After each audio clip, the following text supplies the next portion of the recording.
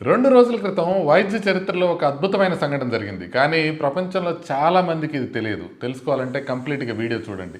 మొట్టమొదటిసారిగా ఒక మనిషి శరీరంలోకి వృద్ధాప్యాన్ని వెనక్కి తిప్పే లక్ష్యంతో రూపొందించిన చికిత్సను ఇవ్వడం జరిగింది.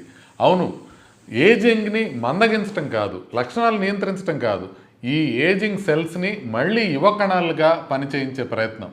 Harvard genetic expert doctor David సింక్లైర్తో కో-ఫౌండర్గా ఉన్న లైఫ్ బయోసైన్సెస్ సంస్థ అభివృద్ధి చేసిన ER100 అనే చికిత్సకు జూన్ 9న మొదటి రోగికి ఒక డోస్ ఇవ్వడం జరిగింది.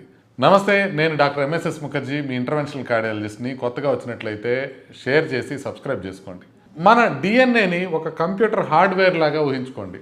వయసు పెరిగే కొద్దీ ఆ డిఎన్ఏ పాడవట్లా. ఆ డిఎన్ఏ పాడు కాకుండా ఆ డిఎన్ఏని ఎలా ఉపయోగించాలని చెప్పే ఎపిజీనోమ్ అనే సాఫ్ట్వేర్ మనకి ఏజ్ వచ్చే కొద్దీ ఆ సూచనలు కొంచెం గందరగోళం అయిపోయి ఆ కణాలు